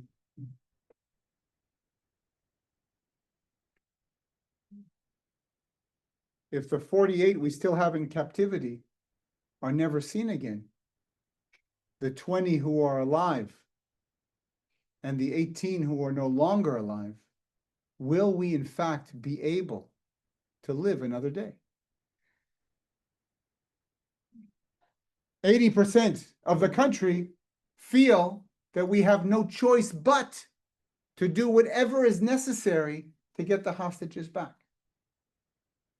And for those in the crowds in Hostage Square in Tel Aviv, the answer is do whatever it takes, even if that means capitulating to Hamas's demands, knowing that they will break whatever deal and will go in and fight another day. Now, just to be clear, not all of the hostage families think alike. And there are hostage families who believe that we can't capitulate to Hamas's demands in order to get hostages back, but the only way to get their loved ones back is to put more pressure on Hamas. So far be it from me to argue with them. All I can say is that the majority that we see here are part of those who are connected to the Forum for the Hostage Families. And every week, thousands and thousands. A few weeks ago, 3 weeks ago, there was a day in which 2 to 2.5 million people in Israel took to the streets all day long, starting at 6:29 in the morning, and disrupted civil life. Protested in the streets, blocked roads and highways, struck, didn't go to work. And then it accumulated to a mass demonstration and march in Tel Aviv with just under 500,000 people. In America, if there was a topic that enraged Americans so much that caused them to go out and pray with their feet, as has been said before, you would find the equivalent of 2.5 million being about 85 million Americans on a single day across America. To my knowledge, that's never happened. Even in the Million Woman March in 2017, after the inauguration, there were about 5 to 6 million across the country, accumulating in the largest single protest at that time of 400,000 in Washington, D.C. But if you take the just under 500,000 and you look at a cause worthy enough here in America, you would find about 16 million Americans in a single place. And I point all that out only to show you the significance Israelis place on being in this space. 2 weeks ago, there were 350,000 people in the square, and that's where this image is taken. And this took my eye, caught my eye. This says the word Elul, with the faces of the hostages at the time, 50. But as you probably know, a week after I took this picture,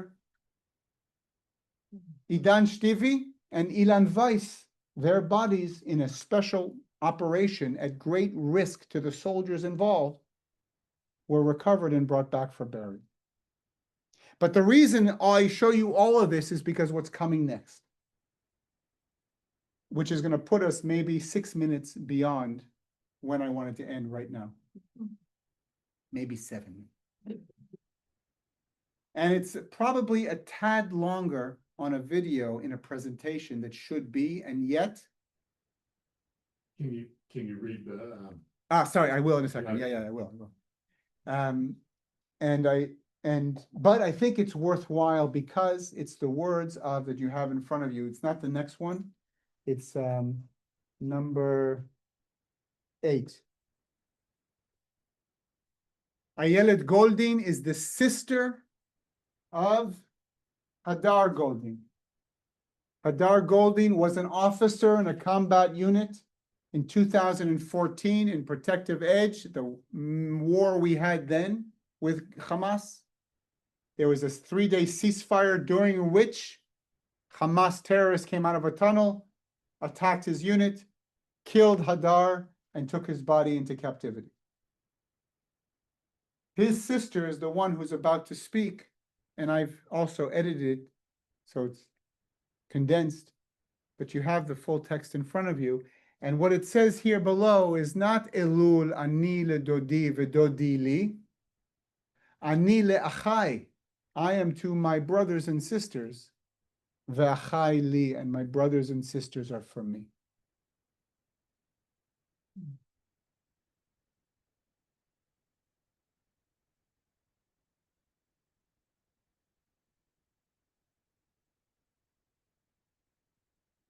She speaks quickly, and that's why. ומאז אנחנו נלחמים על הדר, אנחנו נלחמים על ערכים, שמי שמפקיר חללים הוא יפקיר את החיים. ואז הגיע 7 באוקטובר, ואנחנו נלחמים על הערכים האלה, שהם אתם, שהם אנחנו, שהם מגש הכסף, שהם האלונקה, על הדבר הזה שנקרא המדינה שלנו, שהיא לא בנויה על אינטרסים, היא בנויה על ערכים שלמדנו, שילדקנו אותם בגן, על מילים כמו רעות וערבות הדדית. על זה אנחנו נלחמים על דמותה של המדינה שלנו. זה לא הסיפור של הדר, זה סיפור לאומי. פדיון שבויים זה עניין לאומי, זה לא טובה למשפחת גולדין. השבת חלל לקבר ישראל זה עניין לאומי. חיילים שיוצאים אל הקרב, שיוצאים אל האש, יוצאים להציל, מחבקים את משפחתם ויוצאים להציל ונפגעים, זה עניין לאומי, זו זכות וזו מנהיגות להילחם על חיילים, להילחם על אזרחים, להילחם על נשים, גברים וטף שנחטפו מביתם באכזריות. זו זכות וזו אחריות וזו מנהיגות, ולכן מי שעומד כאן היום הוא המנהיג האמיתי. זו החברה הישראלית, וזו החברה הישראלית שתראה להנהגה שלנו את האור. לפני יום אנחנו נחשפנו לסרטון המזעזע של מפלצות האדם החמאסניקים שחטפו את חייל השריון נמרוד כהן. הם חטפו את נמרוד בזמן שהוא רץ לעטוף להציל את המדינה שלהם, שלנו, ומי שיקשיב טוב טוב לסרטון ישמע שהחמאסניקים צועקים לו הדר גולדין. למה החמאסניקים צועקים את השם של אחי הקטן? למה? כי אחי הקטן הפך לסמל אפילו עבורם, לסמל של כניעה של ישראל, לסמל של ניצחון הרוע. הדר שלי הפך לסמל של הפקרה, אבל בזכותכם אנחנו נהפוך את זה, אנחנו נשיב את כולם, והדר שלי יהפוך לסמל של ההשבה ושל התיקון של החברה הישראלית. אני מרגישה שאנחנו חיים בתוך תקופה היסטורית, כשלמדנו, כשסבא וסבתא שלי שרדו את השואה והגיעו לישראל, חשבנו שזה מאחורינו, ואנחנו כבר 2 בתוך רשימות שינדלר, ובתוך ספינים, ובתוך עסקאות, וזורים לנו חול בעיניים. ואני אומרת לכם, זו תקופה היסטורית כמו כל אחד שלמדנו עליה בספרים, ואני מרגישה שהילדים שלנו והנכדים שלנו ישאלו אותנו איפה הייתם. ולכן אני רוצה לומר לכם תודה, כי יש כל כך הרבה רעש, וכן לעשות ולא לעשות, אבל השקט הוא ההרסני. אנחנו כאן כי אנחנו ישראלים, כי אנחנו פטריוטים, כי אנחנו החברה הישראלית, כי אנחנו לא יכולים לעמוד מהצד, כי יש לנו מדינה להציל.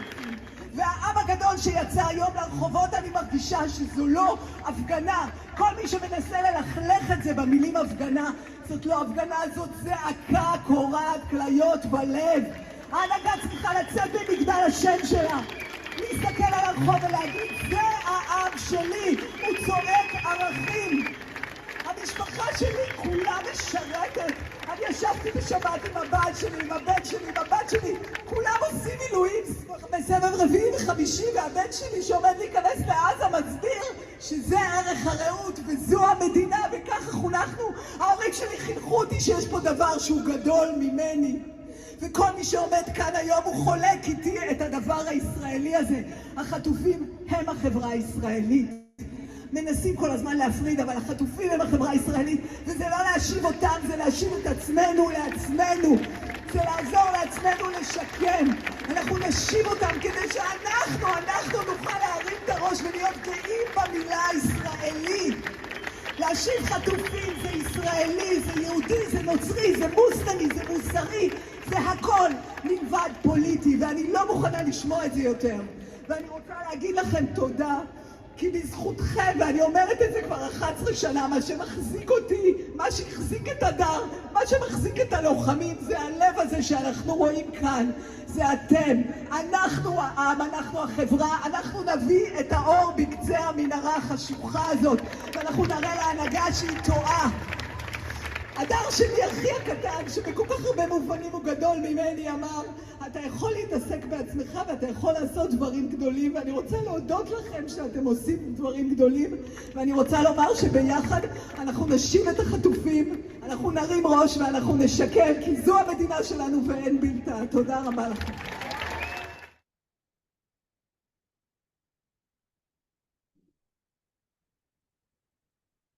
The late Rabbi Jonathan Sachs said, "One of the most important distinctions I have learned in the course of reflection on Jewish history is the difference between optimism and hope. Optimism is the belief that things will get better. Hope is the belief that together we can make things better. Optimism is a passive virtue, hope an active one. It takes no courage to be an optimist, but it takes a great deal of courage to have hope.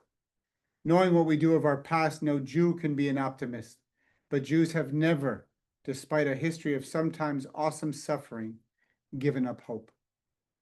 Those in the crowds aren't removed from those on the front lines. In fact, many of those probably had to leave early because they had to get up the next day to join their units in order to put themselves between the enemy and their families, and put themselves in harm's way to try and find those hostages. And yet that doesn't take away from the sentiment shared by Ayelet Goldin, held by all of us. Again, we go to the square for them, but honestly, we go for us, because every time we are electrified to the point where we remind ourselves who we are. And it seems as if we haven't yet reached a point where we can sit down, put our feet up, and take a moment to reflect on where we are. And that's a problem when we consider, when people say things like, don't Israelis think that, or why don't Israelis act like, or why don't you feel that what we're seeing on the news isn't what you're seeing on the news? Why aren't you more emotional about?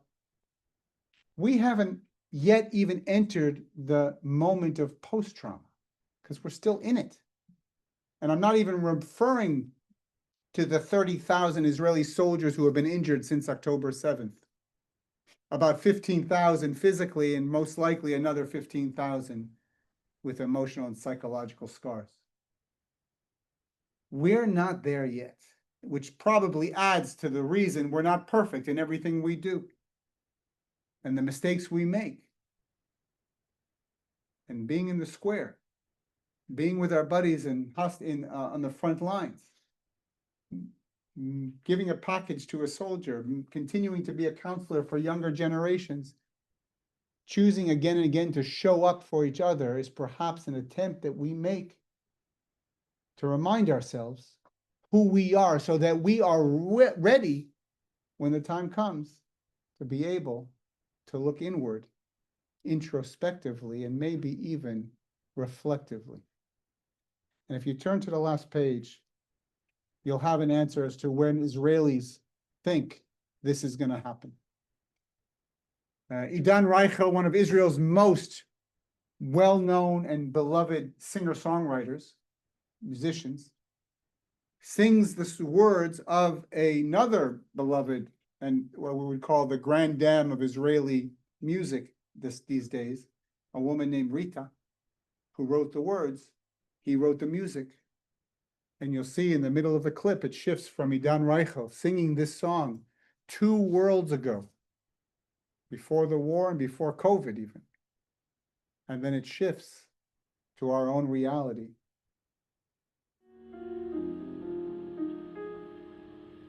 You have the lyrics. בלי שנרגיש משהו ישתנה, משהו רגע בנו, משהו ייגע בנו, ולא יהיה ממה לחשוש. וזה יבוא, מוקב חרוט על כף יד, זה יבוא, בטוח בעצמו, כאילו היה שם תמיד, וחיכה שנבחין בו, וזה יבוא, אתה תראה, הידיים הקפוצות יתארחו, והלב השומע לא להיפגע, יפעל בקצב רגיל, זה יבוא, כמו שהטבע רגיל, להיות שלם עם עצמו.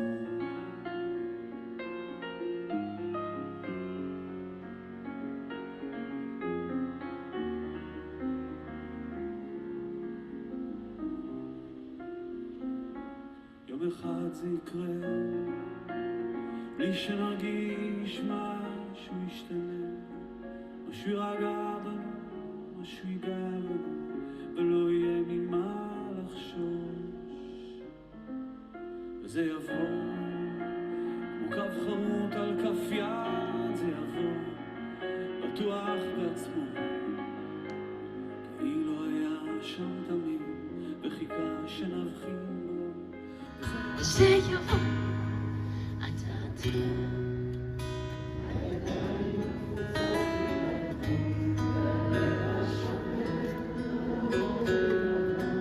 יפעל בקצב רגיל, זה יבוא כמו שהטבע רגיל. אתם תראו, הידיים קפוצות,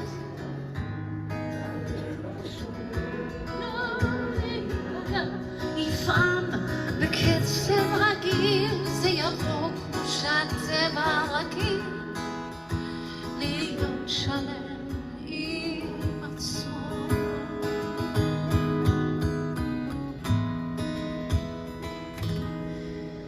וזה יבוא, אתם יודעים שלא הכל יטלטל אותנו, ולא הכל יקר, ומה שיפתח לנו, אמן, אמן, אמן, בקרוב.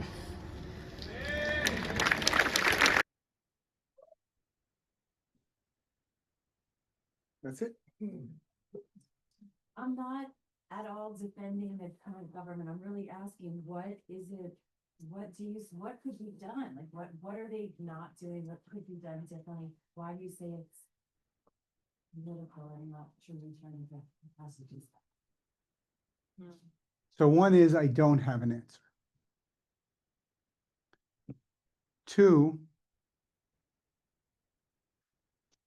the history of Netanyahu and what he is going through, the trial against him, corruption, etc., etc., No one trusts him. Well, that's not true. If we look at the polls, there's about 30% that still put faith in him, meaning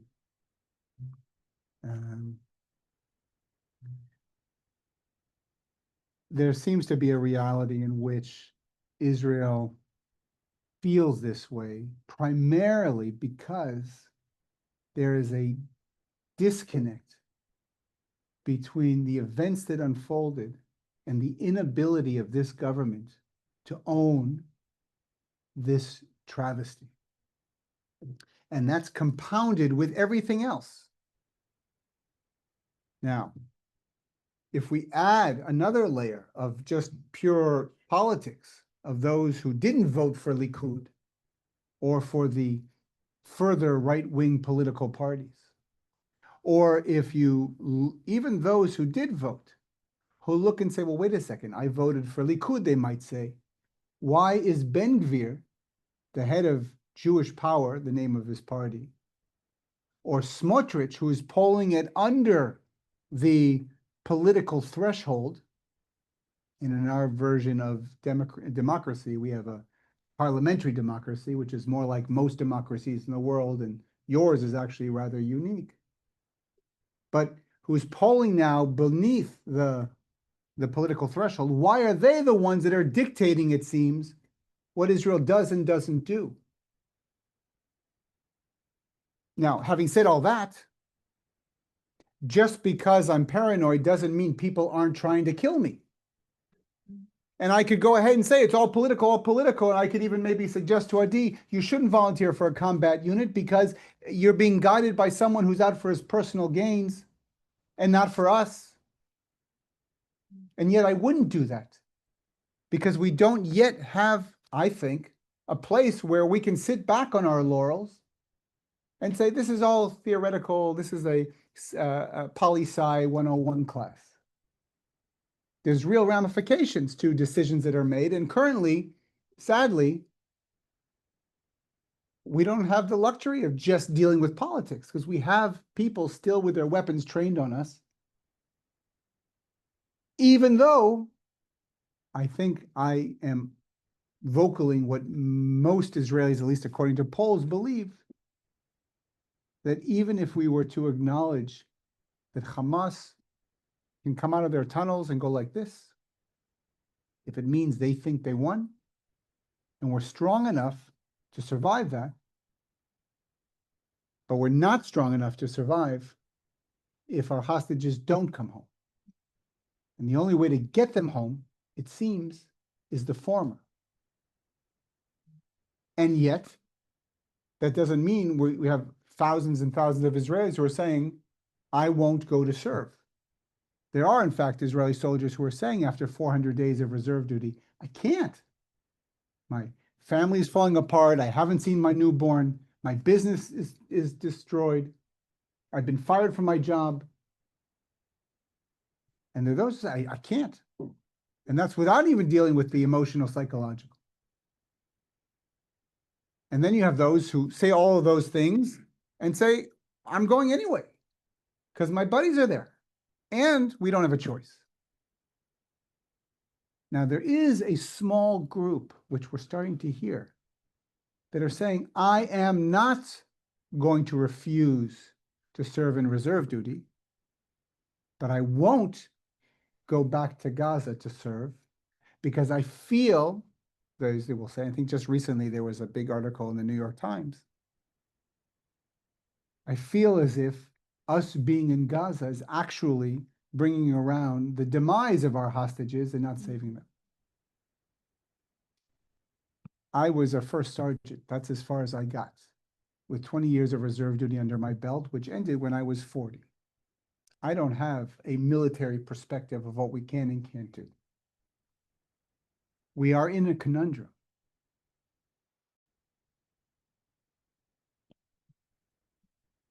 You talked about the Hamas war pointing towards Israel, the Israelis pointing back.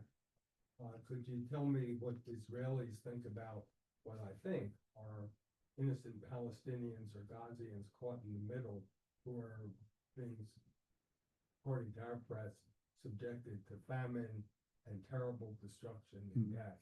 What do Israelis think about that? If you ever want to, thank you for the question. If you ever want to find someone who's anti-war, find someone who's been forced to fight one. I can promise you, from personal perspective and even second generation personal perspective, we don't want to be there. Two, and there won't be an answer at the end, just so clear. There'll be different perspectives. Not because I'm trying to be coy, because that's just the other thing. So in addition, I find it interesting when I hear and read about those who ask, not just you, but others, vis-a-vis Israel's response to the innocent Palestinians who are dying. Any life lost that's innocent is a world unto itself and is a horrific reality. Full stop. What is also interesting is that people's in the world's perception of what war isn't always built on personal experience. And also what's interesting to find is that the world seems to have shifted its purview on what's happening in the world to include nothing wider than about 450 kilometers in length and about 130 kilometers in width. And that is the expanse of the 20,000 square kilometers that makes up the state of Israel. What do I mean? I mean, let's say we're taking the numbers given to us by Hamas of how many have died, 60,000 plus, or officially the Gaza Health Ministry, run by Hamas, the same ones who perpetrated October 7th. But we take their number, 60,000 who have died since October 7th, and we look at what Israel has pointed out to be the number of combatants, between 25,000 and 30,000, which leaves us with 30,000 Gazans who are no longer alive, who are not combatants. A question that I ask for not argument's sake, but as part of the conversation, when somebody imagines innocent Palestinian, what are they seeing in their mind's eye? Themselves? Someone who just wants to put food on the table? Whatever that may be, a question we can ask ourselves is, where are we drawing that image from? Now, let's take children off of the table. Children are always innocent. Even a child with an AK-47 assault rifle is innocent because someone put it there, and that's child abuse, even though a 15-year-old with an assault rifle can kill just as easily as a 30-year-old, and they have. You may remember hearing the recording from October 7th picked up by Israeli intelligence of an older teenager gloating to their parents, "Mom, Dad, I murdered Jews. I'm talking with the phone of a woman I killed. Look at my WhatsApp. Look at the pictures. Look at the images." Just recently, last week, that same terrorist was killed. So, but even those children are innocent, as far as I'm concerned, and we'll take the rest. Let's say, and they may have been all innocent, for whatever perception we have of where we're drawing from. Let's just take one. Hold on a second, one second. Again, we say innocent, but where are you drawing your information from? I'm asking because we hear, oh, they weren't combatants. What does innocence mean is a question we can ask, but let's say they're all talit shekulat chelet, they're a perfectly blue. What does innocence mean when you have a universal draft in Israel, right?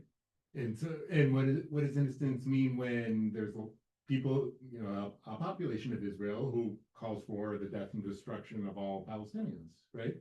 So Okay, well, we can talk about Israelis, but I'm talking about Palestinians now. No, I understand. Okay, so I'll just finish the sentence. Let me finish the sentence.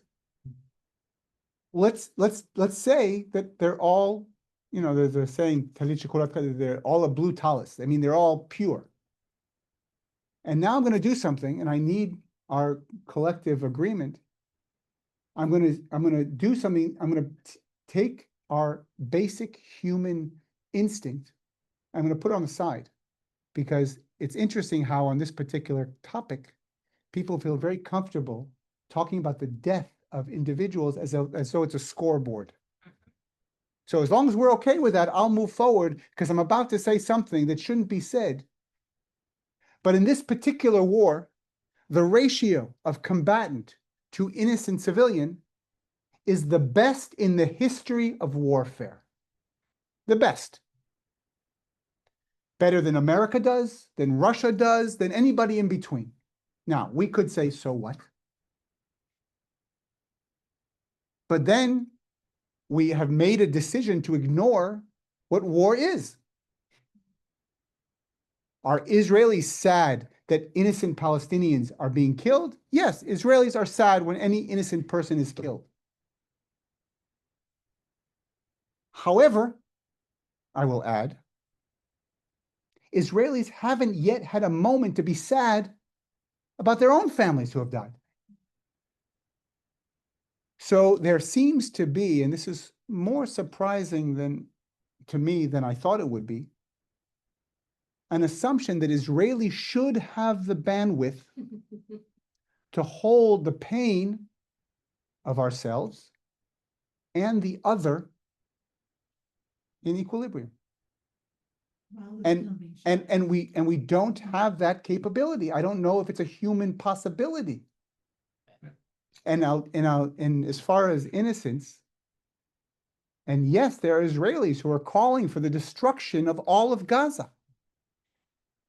The question is that reflective more or less than the 80% who are in the streets demanding that we focus on what we need to focus on to get our people back? And have we made a choice to ignore how this began, even if we are going to go ahead and say the conflict with the Palestinians and Hamas's actions on October 7th didn't start on October 7th, but started on all the things Israel did to Palestinians beforehand?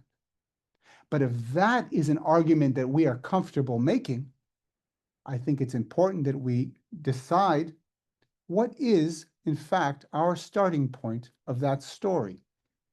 Is it the second uprising when Ariel Sharon went up to the Temple Mount, which ignited, as the Palestinians claim, the second Intifada, with 3,000 Palestinians to be killed at the end of it and 1,000 Israelis?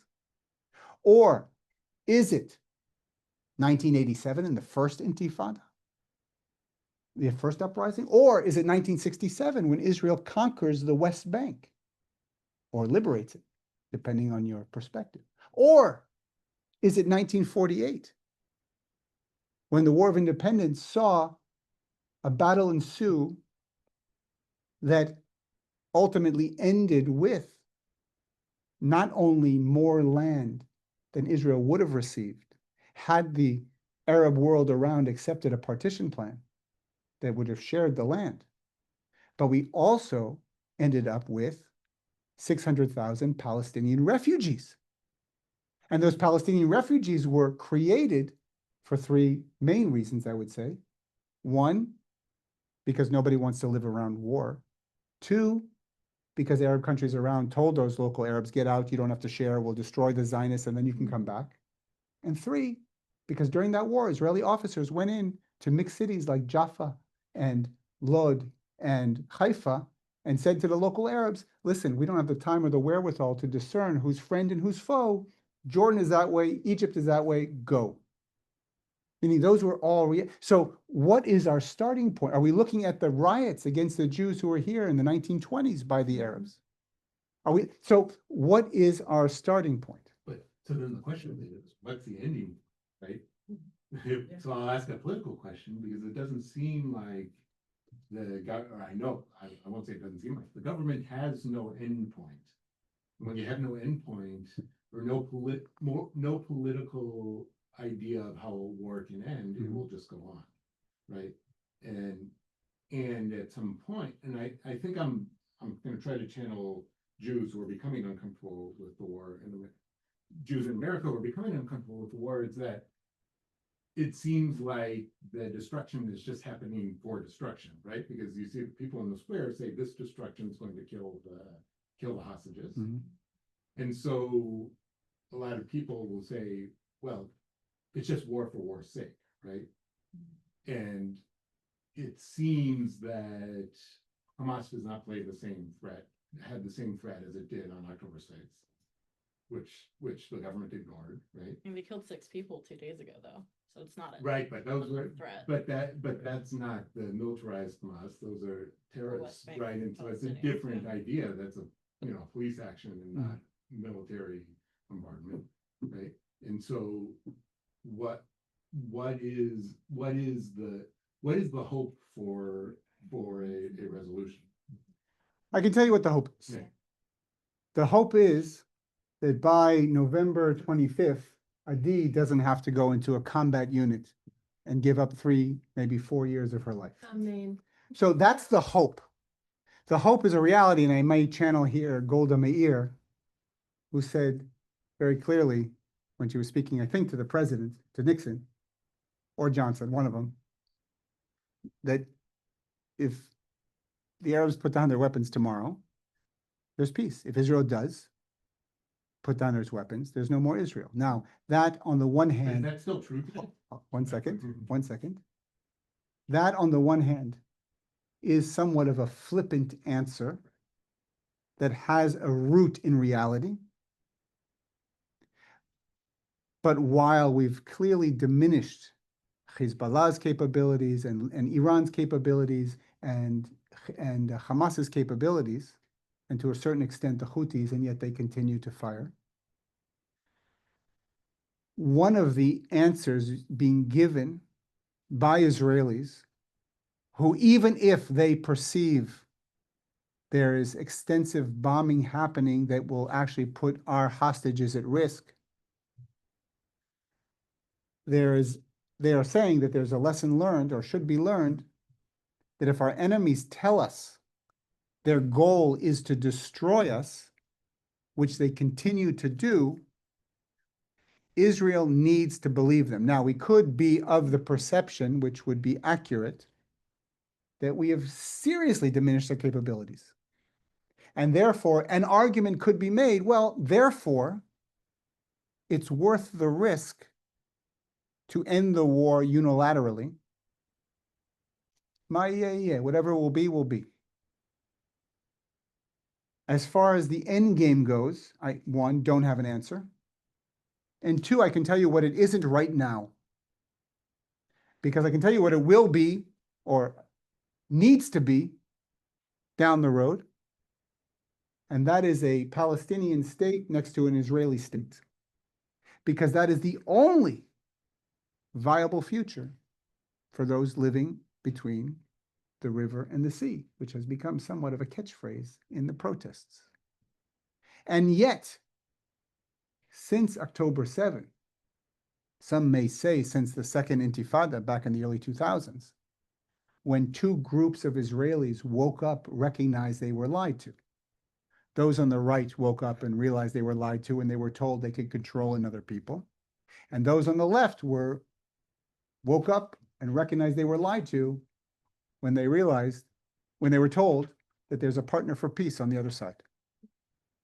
And the Oslo Accords began to dissipate before our eyes, and therefore, those who speak of a solution in this moment, of a 2-state solution, while yes, that is the only solution, aren't reading the room. Not Jews and those who aren't Jewish, actually, who are Israeli, and not the Palestinians. Hamas is not saying all we want is a 2-state solution. And therefore, whether or not the excess bombing is being done because I don't think it's the military who's specifically told destroy as much as you can. They're being given goals that perhaps are very difficult. And the destruction is horrific. And death of innocent people is horrific. And therefore, I don't have an answer. And if you haven't already picked up, from me, Likud is not my political home. And I join 80% of the population. And yet we still have a war to fight. So I don't know. I was just gonna say that I think your answer to my question is that Israelis, the question was, what do Israelis think about these innocent who are being killed? I think your answer was there's not sufficient bandwidth at this point to have a lot of concern for that group. My comment would be that my sense in the United States, and from what I understand of world opinion, is that the Israelis have managed to turn world opinion in many places against them, so that a lot of people in the United States don't want to support Israel, don't want to give money to Israel to support this. So I think, I obviously don't know the answer, but you're just not achieving an end, which I think it would be helpful to have the world opinion as a whole in Israel's camp and behind them and sympathetic. Instead, I think many people, as you expressed, have this sense of Netanyahu being a criminal who is undermining the real interest of Israel and Israelis. So I'll say two things to that. No, it's okay. I'm going to say two things to that, and then I do need to go. The things I'll say is, first, I will quote an Israeli philosopher by the name of Micha Goodman. He is a young guy, and he is making philosophy cool again. And he has been for the last 15 years or 20 years even.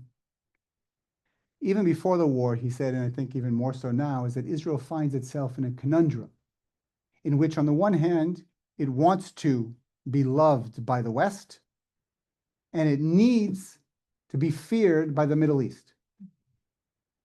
And in order to be loved by the West, it has to do things that absolutely put it at risk to no longer being feared by the Middle East. And to be feared by the Middle East, it ultimately will be doing things that will cause it to no longer be loved by the West. And what Israelis are saying, to a certain degree, he voices this. If I have to choose between being loved and dead, and feared and alive, I will choose the latter. Now, having said that, the statement that was made regarding what Israel is doing to turn the world opinion against it rings very similar to blaming the victim. And I think, while I am the first to be there in the front lines of protest to declare what we do wrong, I think there also has to be introspection and reflection living outside of Israel. What am I doing to at least understand better, which maybe this is part of it, of what Israelis are going through? And in fact, what Israelis need to do in order to create more love, as it were, and support from the world. Have I chosen to openly disregard other things that go into the world not liking Israel? Whether it's anti-Semitism, anti-Zionism, I don't know what. And please know that I have enough of a foot in both worlds. And I don't disregard the front lines that we're facing in Israel to know that you all are on a front line. And it's challenging, especially when you care about Israel. How do I deal with the fact that I disagree with how they're conducting themselves and disagree with this, and even when I love Israel? That's a problem. And I don't have an answer. But it's another way, perhaps, of opening our purview. And while I'm not going to rush right out, I will say thank you to all of you. Thank you. And what can I say? Shana Yoter Tova, a better year ahead. Thank you so much.